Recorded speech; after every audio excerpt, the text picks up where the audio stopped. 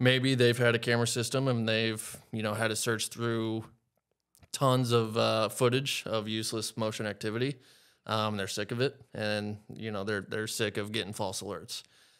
So what AI does now is we can detect if it's just a person, if it's just a vehicle, and set alerts and better accurately capture that footage. False alerts meaning the trees blowing, leaves are blowing. Right, yeah. If you sunlight alterations, going Yeah. from high sun to shade, that type of stuff. Yeah, it's kind of like a Ring doorbell, right? Like if it's going to alert you every time a person's at your door, but half the time there's no one at your door, then you kind of start to ignore it, right?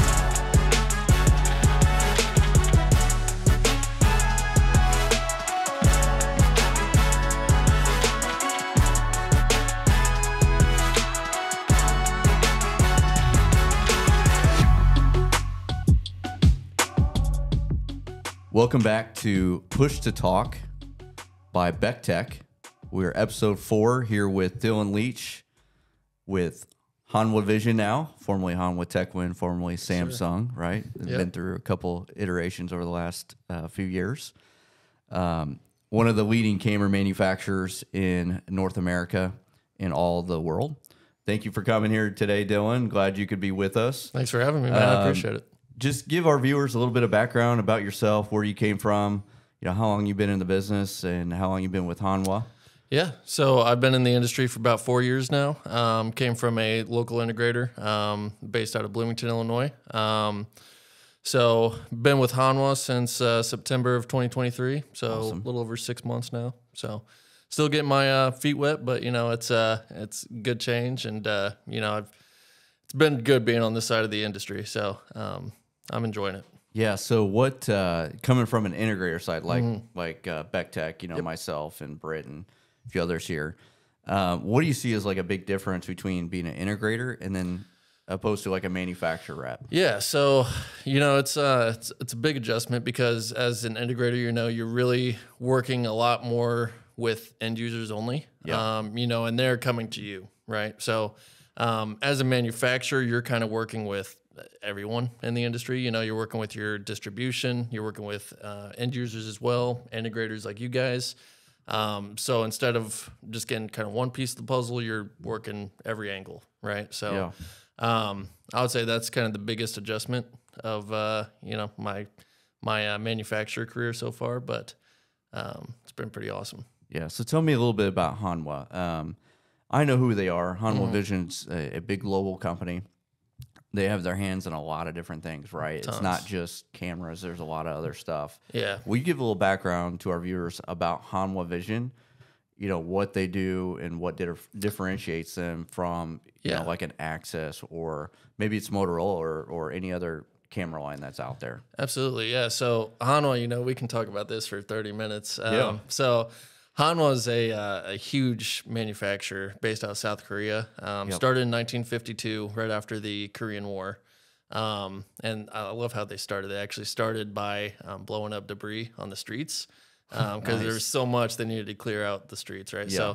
So that's how they got their start. And then from there, we've become a global conglomerate, right? So we've purchased a big security division of Samsung in 2013.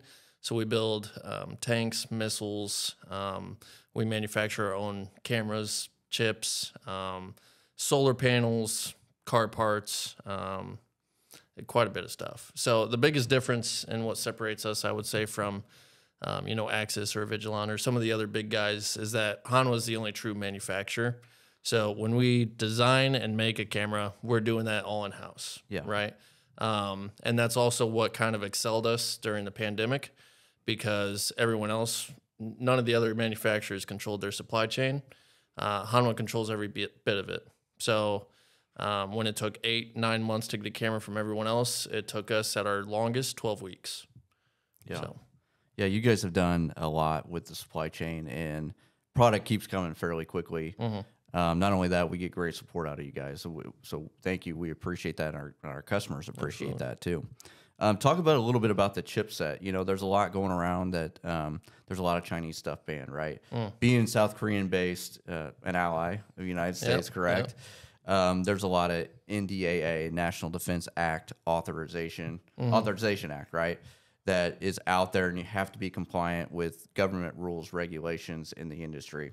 Yep. Can you talk a little bit about your chips and how you guys are complying with some of that here in the States? Yeah, so cybersecurity is the biggest concern with Hanwha, right? Yeah. Especially because, like I mentioned before, we're doing a lot of work in the government sector of the United States. So cybersecurity has to be the #1 top priority, right? Yeah. So when we're manufacturing our chips, we manufacture them in Taiwan and South Korea, or I'm sorry, Vietnam, not Taiwan. Vietnam and South Korea. And there's no influence from China. They never touch anywhere near there, right? So when we're talking about Hike Vision or Dahua or some of those other ones that are banned, you know, the reason is because they had backdoors in them, right? Right. That the Chinese government could access and not do great things with. So, yeah, we're very, very worried, I guess, about NDAA, especially TAA, and FIPS 140-2 compliancy. Yeah. And plus, obviously, you guys are ONVIF compliant, and there's a lot of grant money that is out there. And if you're not NDAA compliant, you're probably not. You're not going to be able to spend that money on those types of cameras, right? There's a lot of Hike Vision rip and replace at this time that's going on with the FCC and Department of Homeland Security. So it's important to have a partnership with you guys that #1 is compliant, right, with our government and what we can and can't put in place, right? Right. And you guys have a big range of cameras. And before we dive into, you know, kind of your products and some of the AI, you know, I'm going to go back to your integrator days, right? Yeah. So when you're talking to an end user, what are some of the most important features that an end user should be looking for when they're buying a camera? Yeah, so when you're buying a camera specifically, you know, a system, right? Or a system. You know, you really, and it being on the integrator side and working with the end users is always fun because you're kind of trying to figure out the puzzle, right? So, and it's difficult from you guys' perspective because you don't have a physical product that you can bring them to show them, right? You got to kind of sell the picture. Yep. So when you're working with an integrator, you know, let's just worry about video systems. You know, you're going to focus on what we call DORI, right? Detection, observation, recognition, identification. Yep. Kind of what the customer is really wanting out of their system. Right. Because that's going to influence the cost of the project greatly. So a lot of customers, you know, they might just want a general observation or overview of what's happening in their system. So you might just need, you know, the second level of DORI there. And that might be a 2 megapixel, 4 megapixel camera. But, you know, when you're also working with the customer, maybe they want AI, right? And what I mean by AI is maybe they've had a camera system and they've, you know, had to search through tons of footage of useless motion activity. They're sick of it, and, you know, they're sick of getting false alerts. So what AI does now is we can detect if it's just a person, if it's just a vehicle, and set alerts and better accurately capture that footage. False alerts, meaning the trees blowing, leaves are blowing. Right, yeah. If you sunlight alterations, you know, going from high sun to shade, that type of stuff. Yeah, it's kind of like a Ring doorbell, right? Like if it's going to alert you every time a person's at your door, but half the time there's no one at your door, then you kind of start to ignore it, right? So might be a dog across the street or a squirrel running past, right? Yep. So it becomes almost useless. Yeah. Right? So what about resolution, indoor, outdoor ratings, that type of stuff? We do a lot with public safety. We have a good private public partnership going on here in Decatur. Also, we have other cities and towns we deal with. It's really up to a lot of our private businesses and our customers, right, to make sure they're selecting the right products. Like from an outside perspective, or from a general surveillance perspective, 5 megapixels typically the trend, right? Kind of hallways and that's basic surveillance. 5-6 years ago was 2 megapixels, right? We've come a long way. I'm starting to see 4K. You guys have an 8K camera out. We can discuss here in a little bit. But 4K seems to be the trend for parking lots and higher areas of concentration or whatever. Yeah. Why is resolution so important for our customer base to understand? Yeah. So resolution, I mean, that's your picture quality, right? So, Yeah. I mean, and from a far away zoomed out image, every image is going to look good. But once you actually zoom in, maybe you want to capture a person's face, right? Yep. So if someone's, say, shoplifting in a store, right, and you want to capture maybe what product they shoplifted, or you want to post their picture on the wall. Yep. Well, if you got a 1 megapixel camera and you're scrolling in and you're going to try to get a picture of their face, you're not going to be able to tell who it is. Right. It's going to be grainy a block. Walmart pictures that we always see on the news, right? Exactly. So when we're talking about 4K, that technology allows you to zoom in, capture a person's face clearly, and that can get you a clear picture for later review, forensic review, or if you're bringing someone to court, you need clear evidence, right? Yeah. So having good, clear video is extremely important. Yeah, I agree, and we've seen a lot of that here in the Decatur area and across Central Illinois, and even some of the police departments are trying to get the word out. Hey, you need to buy higher resolution cameras, right? If you're going to buy something, don't try not to go low end on the resolution because it's not going to give you what you want on the back end. Talk about a little about Wave software. We've had great success with it. I believe in it wholeheartedly. It's in my top 2 that we sell here at Beck Tech. Talk about the Wave software, because software's on the back end side of things is always, when you got to have your picture, but then on the back end, it's the software that's going to view the picture. Absolutely. That's really going to help you be a little bit more efficient. Yeah, absolutely. On running reports or auditing and reviewing camera footage, right? Yeah. So one thing I really respect about Hanwha is, with Wave, we are one of the only manufacturers left that do not charge a recurring fee for it. Yep. It's a one-time license, and it gives you everything that every other system gives you, right? So it gives you a very user-friendly, customizable interface. It makes searching through video extremely easy. Yep. With our cameras, all of our analytics are processed on the edge, so you don't need to spend $80,000 on a server. Generally ours are a little lower cost because we don't need as much processing power. And on the edge, you mean specifically like in the camera, right? In the camera itself, and then it sends that information to the server. Yeah. So instead of the server trying to process 200 cameras and all that footage and data at the same time, the cameras do it and send that info to the server. So it takes a huge load off of that machine, which means that you don't need a supercomputer to process all this stuff. Which is awesome. The other thing I like about it too, and you get your basic Sam's Club, Walmart style basic systems out there, right? And I know you guys sell into that. You have the WiseNet platform, which is still a good platform for a lower end user, right? For like a homeowner or whatever. Basic stuff. Yeah.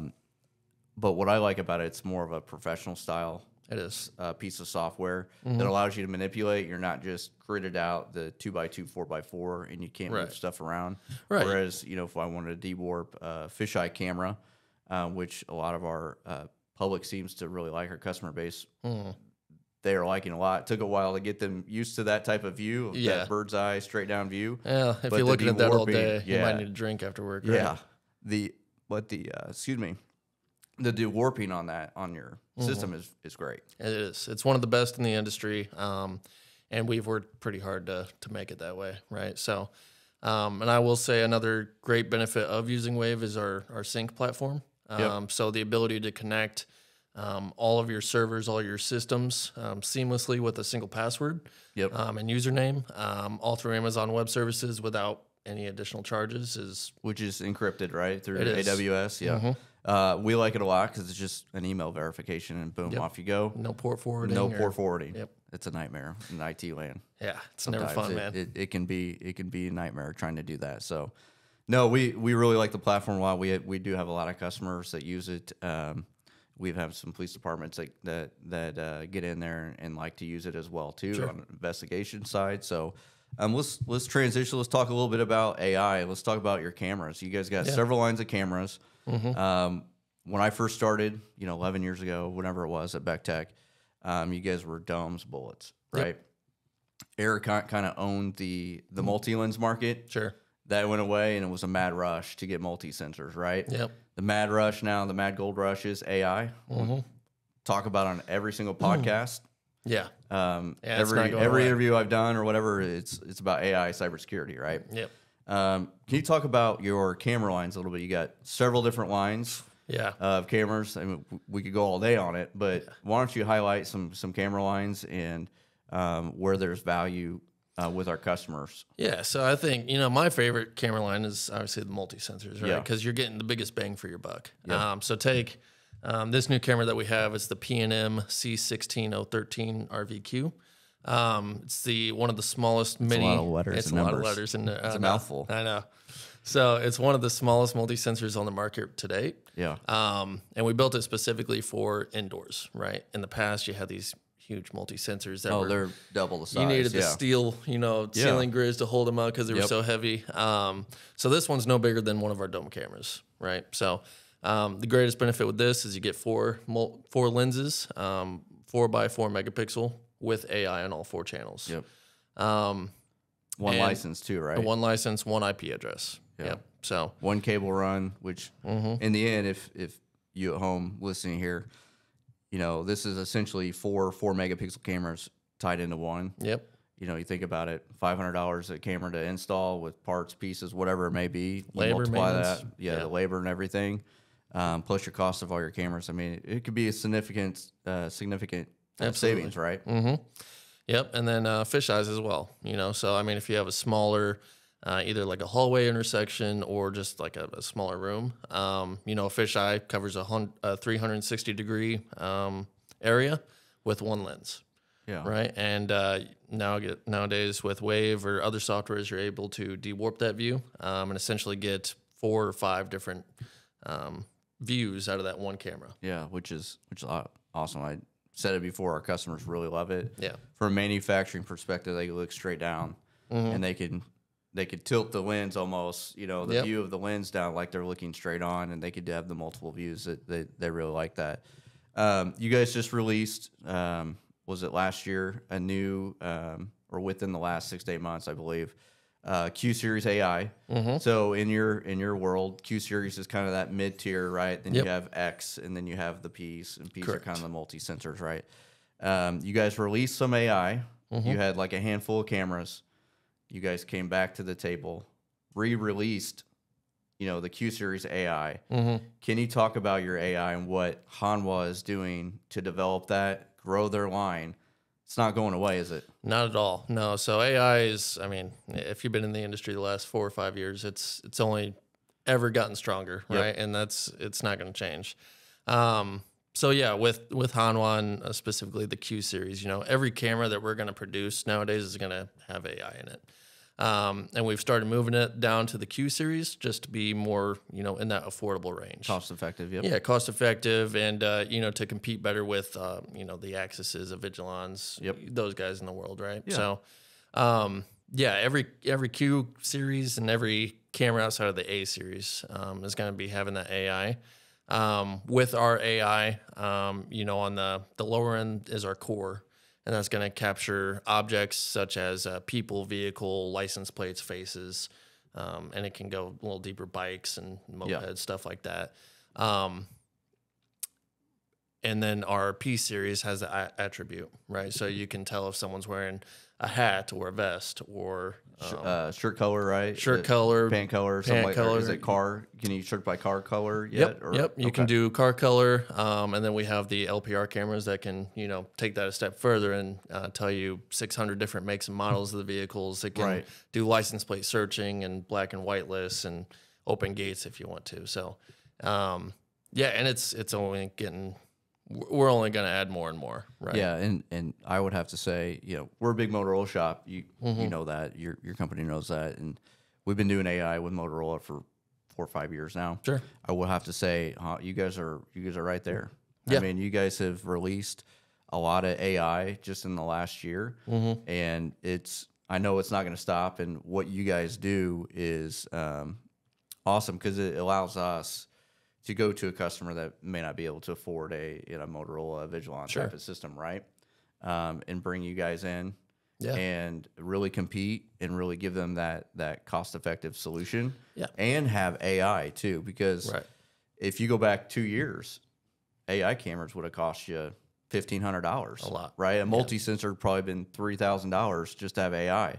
You guys have brought competition to the marketplace. Yep. And now we're, $400 or $500 a camera. Right. Just on a basic Q series, just to get you some basic enhanced search features. Yeah, it's kind of almost like, in the TV world, all Exactly. the TVs were 1080p. That was the gold standard. Now it's 4K, right? And then 4K has been dropping down in price. It's almost about the same price as a 1080p camera or TV, right? So I will say with AI on our cameras too, going back to kind of the one-time cost licensing for Wave, is we don't charge for any additional software features, right? So like just recently, we added the ability to detect slip and falls on our Q series AI, right? Nice. So we have that now. We have line crossing events, loitering detection zones, and we're constantly looking and implementing new software features for no charge. That's awesome. I know we have worked with your development team. There was a company that hope to have on here soon, based out of Canada, called Teldio. Yep. And you guys have finally done a lot of great integrations with that team and their gateway to allow us to connect into door alerts, radios, and tie Wave right into that. Yeah, which is awesome. So I give credit to you guys for listening to us and what kind of the market is have been begging, for you guys to do. So we're growing that partnership. That Teldio side as well too, and I know you guys are doing great things in that little area. So absolutely, we appreciate that.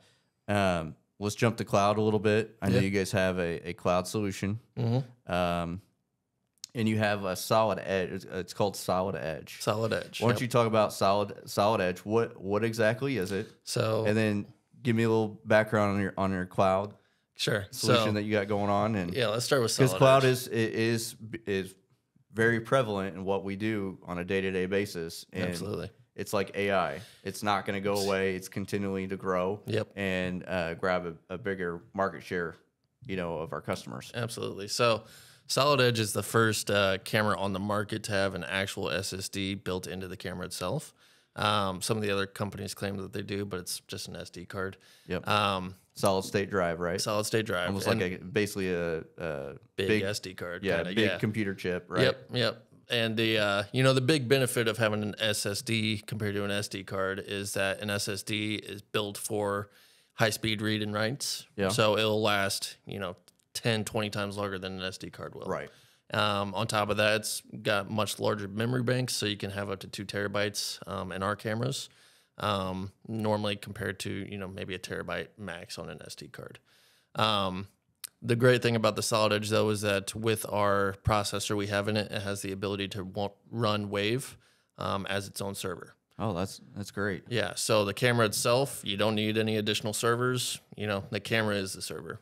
You can have up to 5 other cameras connected back to it, and we just added the ability to have AI analytics on all of those 5 cameras. So basically, with that SSD, you have a built-in NVR correct to that camera. Now, question is, can you only put one camera or use one camera? I mean, is it to where you can add 8 cameras? So you can have up to 5 different cameras connected back to that Solid Edge, but then you can have up to 30 hives.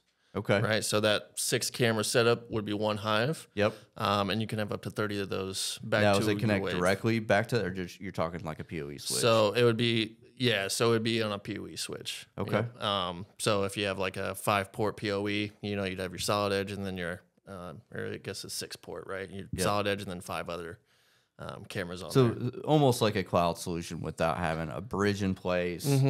Out and not without having having to pay buy, for cloud. Yeah, right? Not having to pay for cloud, monthly storage, or an NVR. Right. So exactly 5-year warranty on all your products. Correct. Which is great. Yep. Most industries are 3, I think. A lot of them are switching to 5.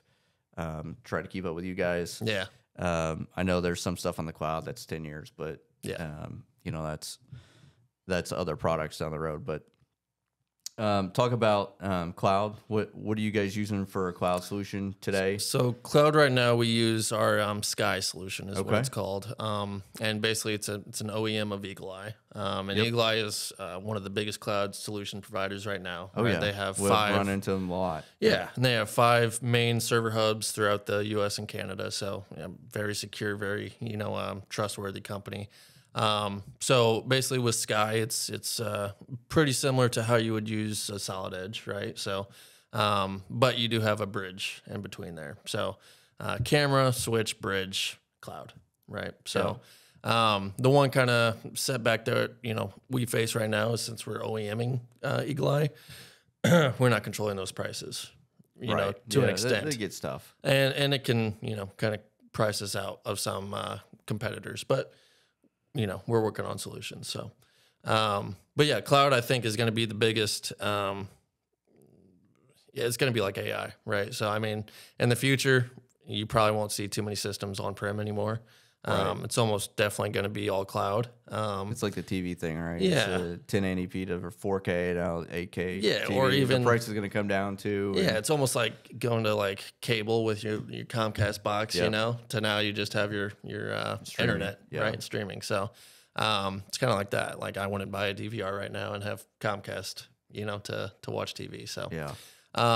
but yeah, and I don't think it's going to be a year. It's probably going to be 10, 15 years before we see that full transition. But it's definitely coming. Awesome. Talk about some successes that Hanwha's had in the industry. Where are you guys seeing growth? Is it education? Is it manufacturing? What have you seen from traveling the state? I know you're from Peoria. You get down here a lot with us. You kind of travel all around. What are you seeing as far as growth and from Hanwha? Obviously AI is growing tremendously, but what are your markets or your success stories you've seen so far? For certain markets, I mean, I would say education is probably one of the bigger ones right now. I mean, it's hard to really tell you because we're growing in every sector, right? Pretty evenly. And you guys just moved your headquarters to New Jersey? Yep. Right? Your global Yep, headquarters? so out of South Korea to New Jersey. Oh, that's awesome. Which I think is going to be a huge change, right? In a good way. Well, it's a good sign too. Yeah, and the reason they did that is because America's market of Hanwha is dominating every other market that we're in. So they thought that they should move their headquarters here and learn what we're doing and have more control from America, right? Yeah. So, it's exciting stuff for sure. I think we're going to see some huge changes in the next 2 years. Yeah, I'm excited. So what about successes? You said education? So education. And again, that kind of ties back to, the licensing pricing, the one-time costs, not, just eating away at these schools' You don't have a software upgrade package you have to pay for every 5 years. Or yeah. It is. I mean, if you're comparing us to especially like, Verkada or something. Verkada is dominating the education market, but then a lot of people are getting rid of them because they can't afford it. Right. Right. And that's where we're seeing the biggest wins is, hey, you pay one time for our license. We give you a software and license or software and maintenance upgrades for, 5 years. Right. And you never have to worry about paying for, the system upgrades. And few other things, it's like Verkada, right? They're proprietary. Yep. They're not ONVIF compliant, ONVIF, for you at home. Look it up. It's the network standards that everybody uses. They decided not to go with that, right? Whereas we're ONVIF with you guys, NDAA. So if you decide to move away from Verkada, guess what happens? You got to rip and replace everything, right? You're basically buying a brick. Yeah. For their licensing costs is astronomical, by the way, and their camera prices are too. But yeah, I would say we've seen you guys in education, manufacturing getting big, especially with the fisheye cameras, is awesome. So and especially manufacturer, you're going back to those high resolution cameras. The need for. We've been in a couple manufacturers where they're watching products go down the line and they need to be able to tell if there's any defects on that, right? So for that, obviously, you need a high quality image to tell. Yeah. So Talk about this big boy right here on the table. Yeah. So for all you guys at home, see how big this thing is. You called it the Olympic torch. Yep. Looks like it, right? Yeah. So, thing's massive. This is the PNO-A9311R. Okay. Not as many letters as this one, but this is a 31 times 4K camera. Oh my gosh. That's 31 optical zoom. So you can see a person's face pretty clearly from about 1,500 feet away. So are you guys putting these in like the stadiums or the big, these are more focused towards you know, if you have a entrance like a parking, I'm gonna put this down, probably blocking my face, but if I have a like Walmart, say you got a Walmart or a Target, and you want to capture a car clearly coming in at your entrance, and your building is 500 feet away, it's gonna be hard to get that without something like this. So this camera is specifically made for seeing a faraway target clearly, right? Yeah. Stadium, you probably would want to look more towards like an 8K camera. Yeah. So that you can capture a wide area and be able to zoom in and get that crystal clear clarity. Yeah. Right. So 8K, double 4K, right? Yeah. Well, actually, that's where things are going. Yeah, quadruple, right? Yeah. So what stadiums are you guys in? I can't disclose that, unfortunately. Okay. Yeah. I know a few, I think. Yeah, but, you probably do. I've seen a few shots at some of the football stadiums, so it's pretty cool. I'd probably need to ask permission before I drop that's any okay. names. I'll put you on the spot there. Yeah. So you got a big show coming up, right? Out in ISC Vegas? Yep. ISC West is where I know all the technology companies go out there. It's crazy. It is crazy. It's a huge, massive show. Yeah. And everyone's out there, right? Showing off their new products.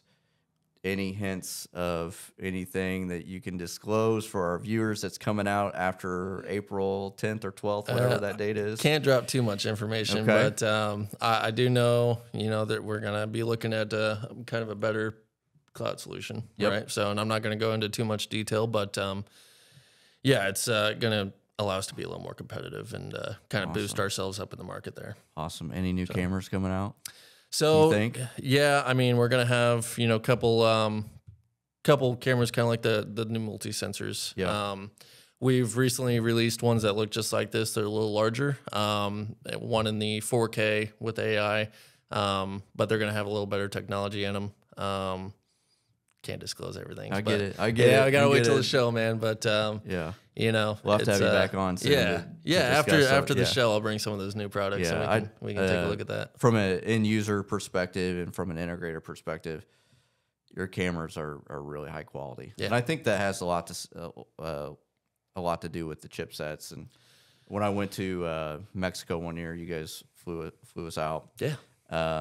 That was one of the things they talked about was at the big Hanwha show or whatever it was, our chips are really higher quality than the 5 megapixels. So they would say that the 5 megapixel chip is really a 5.3 or 5.4 chip, right? Megapixel chip. And I think it stands out. I think your quality, what you guys manufacture really stands out in the marketplace. And I think it from the resolution side. Yeah, resolution and just build quality and durability.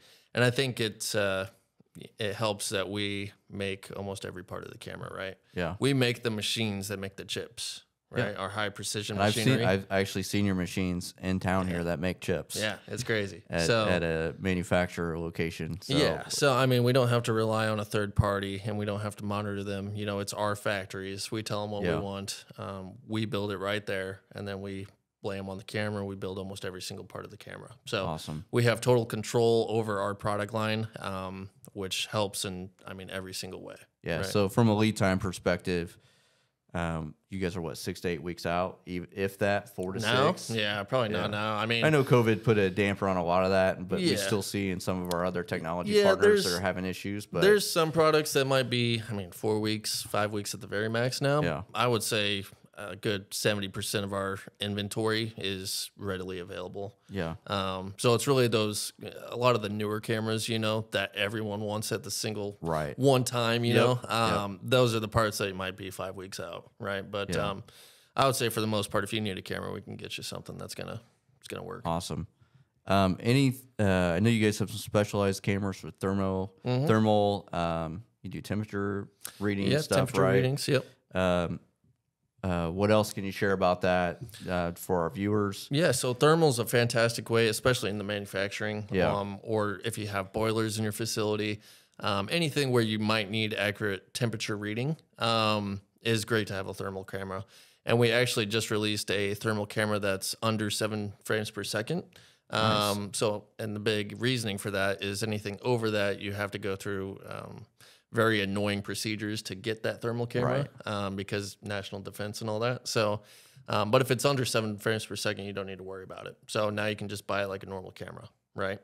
Our cameras, that one specifically, can go, I believe it's -40 degrees to 1022 degrees within 1 degree. Awesome. Monitoring boilers or equipment that has to be in very specific temperature. Yeah, you have like the NEMA rated like explosion proof, like stainless steel type of stuff applications too, right? Absolutely.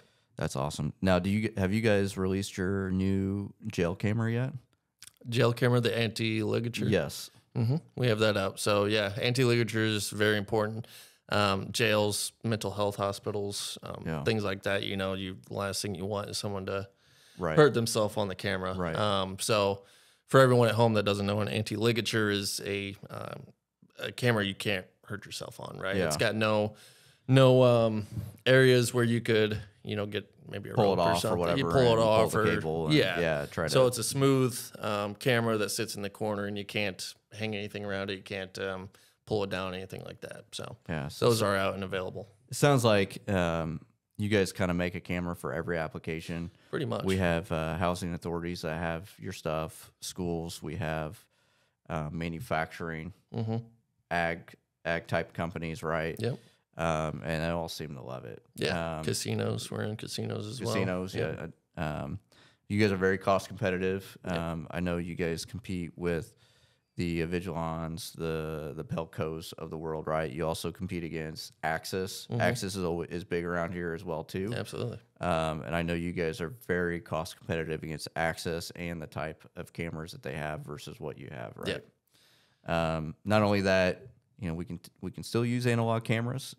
Not suggested, right? We got encoders. I'm working on a project right now where we had to use a bunch of encoders to bring in their analog cameras, but it can be done, right? It can be done. We don't have to fully rip and replace everything. Exactly. Right? Yeah, I would not recommend anyone goes in and installs analog cameras. As a new install, but we made encoders and decoders specifically so that people didn't have to spend huge amounts of money to get a new system, and instead use their existing infrastructure to get them what they need. Yeah, right? And we can use any type of on-viv camera, so anything that's open platform, right? So even the Hike Visions that are still out there, we can still probably pull those in. I'm trying to think what access we name those. Pretty much everyone. So we support 18,000 different models of cameras. Little over actually. So I mean, if you have an existing camera, as long as it's not for Kata, it's probably going to work. Awesome. So Dylan, I appreciate your time today. Yes, sir. Episode 4 of Push to Talk right here with Dylan Leach, Hanwha Vision. Be looking for these guys. We'll have them back. We'll discuss what you guys released at ISC West. Yep, we'll get closer. Thanks, Dylan. Appreciate it. Appreciate it, man. Thanks.